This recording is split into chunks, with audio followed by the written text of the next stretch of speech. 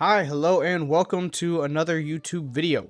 So today I want to discuss yet another action MMO that just released on the 9th, and that MMO being Phantasy Star Online 2 New Genesis. Now, you may have played the original PSO2 before, seeing as the original was out for almost 2 decades, I believe.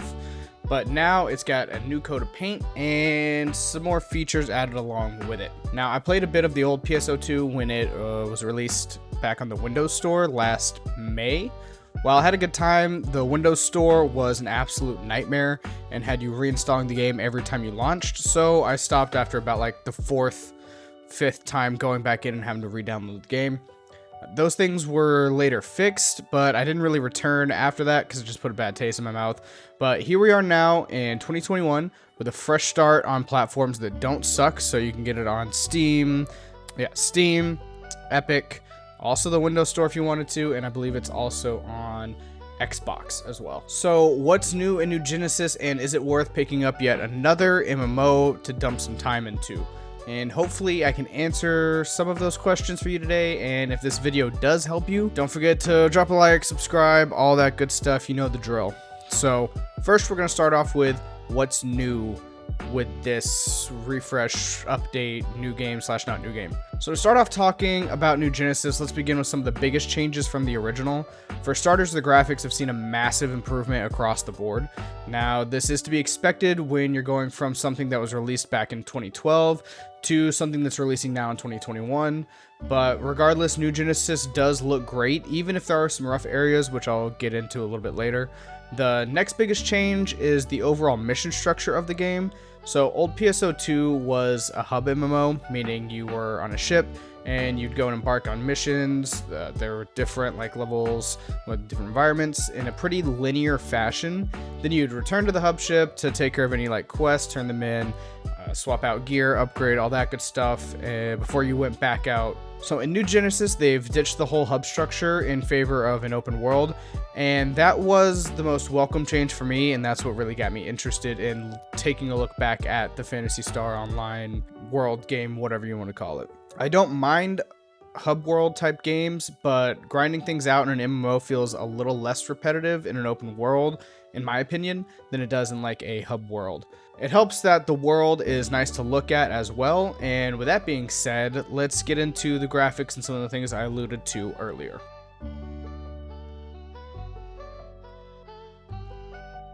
New Genesis boasts an upgraded graphics engine that brings Phantasy Star into the current era of gaming and out of the 2012 era where things did not look nearly as good.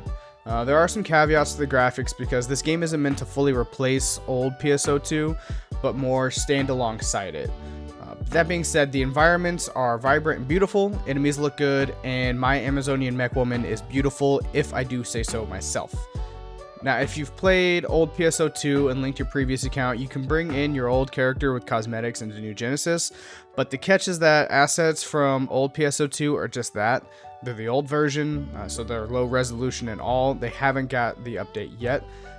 But when creating a character, you get the option to build your character with the newer assets if you want, that have much better detail and are visibly better if you stand next to somebody who's using their imported character from old PSO2. As I understand it, the plan is to upgrade old PSO2 to the new Genesis graphics engine, but for now, the only things that have the beauty overhaul are things that were made specifically for New Genesis.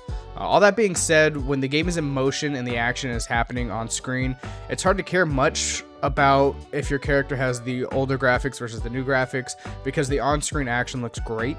Particle effects are flashy, the character animations do a good job of relaying the feeling of momentum, and some of the enemies can really showcase how good this new graphics engine is, especially when you're doing some of the PSE bursts and they're all shiny with their particle effects going crazy. It can look really good. All in all, the graphics update alone is worth checking out the game, seeing as the game is free to play and you can spend a good amount of time in the character creator making your own Amazonian mech goddess if you wanted to. And really, there's a lot of customization options, and hopefully in the future those older assets get updated and we'll have even more beautiful characters running around in the world. Now, just being pretty isn't enough to keep you coming back, so let's talk about the actual gameplay of New Genesis.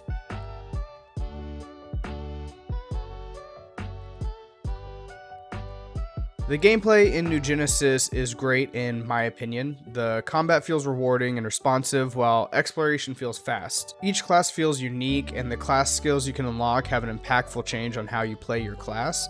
I've primarily been playing the gunner class, running around, dashing, and blasting my way through the game with my twin machine guns that I have. Every class will have a normal basic attack string, plus a set of photon arts that require PP to use.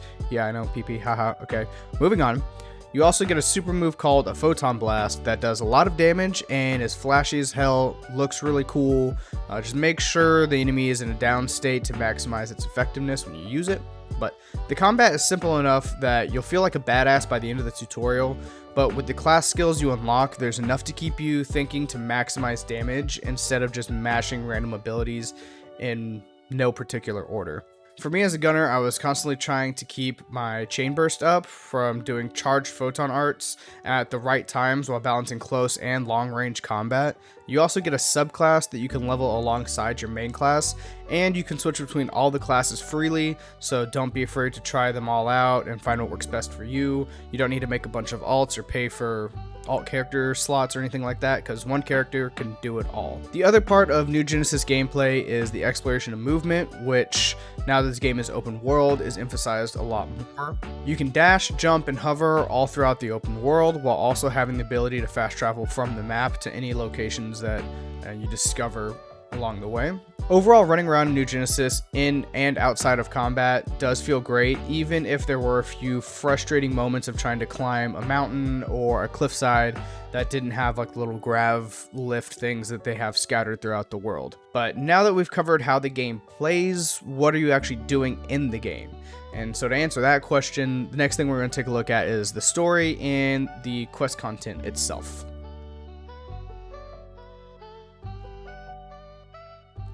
So this is the weakest part of the game for me personally. The overall story for me was a miss, and this is obviously subjective, but I didn't find myself caring about any of the characters, and some of the quests along the way were not great.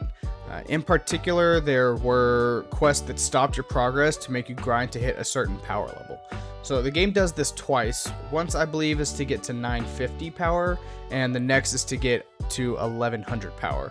Now, my issue with this is that you have to dump valuable resources into subpar gear that will be replaced to hit these levels. It's common to roadblock players in MMOs, but regardless, it still sucks to see it here, and I still completed the main story in something like 12 hours or so, so it really just felt like a waste of time, and more importantly, a waste of resources without gaining anything. And you see throughout the game that like the late game content is locked behind power 1184, I think it is.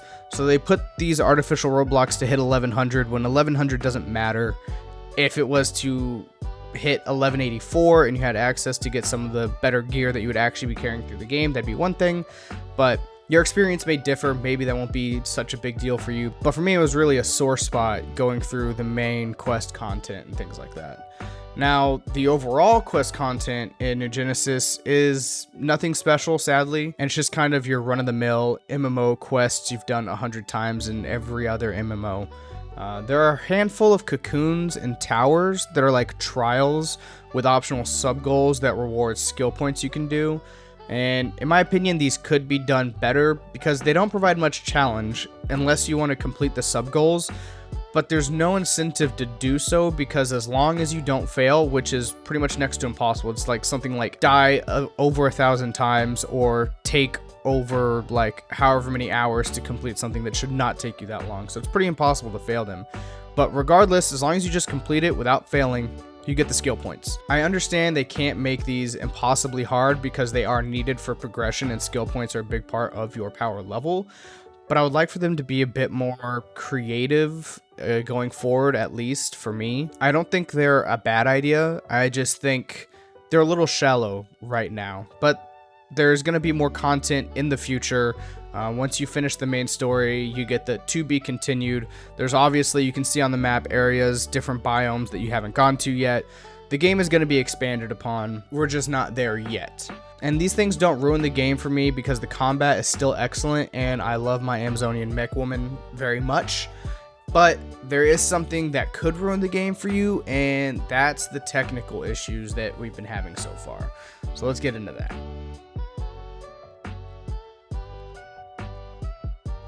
So it's no secret that MMO releases rarely go smoothly, but New Genesis has been having a rough time this past week that I've been playing or so.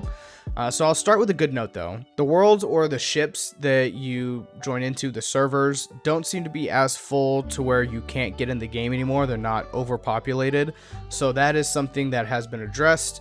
I don't know if that's by a patch or less people playing all at once, but either way, that issue seems to be gone for now. It could pop back up though, so keep that in mind. Hooray, you can actually get into the game now, but once you're in there, you'll more than likely encounter everything just freezing mid-fight at least a few times. To their credit, these issues seem to be happening less and don't last as long, but there's still times after they put out their latest patch that the server goes to shit and then the enemy will stop moving, all the characters in the instance will stop moving. You can still move around and shoot and attack, but you'll just be sitting there shooting away or attacking away. Then the server will catch up and you'll see a big burst of damage, characters move around and shuffle, and then depending on how bad it is, it'll just stay frozen again. And in those moments, you just kind of have to wait for things to catch back up. Like I said, it's gotten a little bit better. Still needs fixing though. They've already put out one patch on it. Hopefully there'll be more to come and that won't be an issue going forward. But as the time of writing this review, that is something that I feel like I need to put in there to let you know about. I also had one time where I logged in and I was stuck on an infinite loading in screen. That's only happened one time and a restart did fix it, but still that is an issue I ran into. So typical MMO things, if you've played MMOs within the first week of release, you know there's technical issues, there's going to be technical issues, but it'd be wrong to not bring them up here now. And with that out of the way, I guess we'll kind of wrap up with final thoughts and how I feel about the game so far.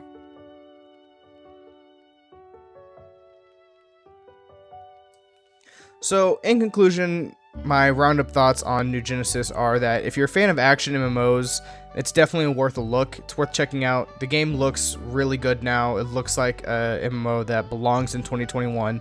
The action combat is really good. All the classes do feel unique enough to where if you want to just go through and play every class and try and max every class, even though the late game content is kind of bare and the main story along the way is kind of shallow, just playing each class and trying to max each class is fun enough in itself. You'll get enough time out of it, especially with it being a free game. Do keep in mind you're going to need 100 gigs to download it, so take that into consideration before you actually try and install it, because it is a big ass game. With all that being said, I also think the future of New Genesis can be really good if they put out some really good content updates. I know for old PSO2 they had some good content updates and it took them a little bit to get the ball rolling, and I think the foundation is here for this game and it does seem like it'll have a good future going forward. But with all that being said, let me know down in the comments below if you're a brand new player to PSO, if you're returning from PSO2 and you just took a while off of that game, or if you never stopped playing PSO2 and you're just jumping into New Genesis right off of old PSO2. Either way, let me know down below. Also, anything that I might have missed or you think is important to bring up. There's a lot in this game. Some things I didn't really touch on, like the cash shop, because I don't think the cash shop is that big of an issue. I played the whole game free to play, so things like that. If you want to sound off on those things in the comments, go ahead, drop them below. But either way, I still suck at outros and I don't really have one. So just going to remind you to like, subscribe, and peace out.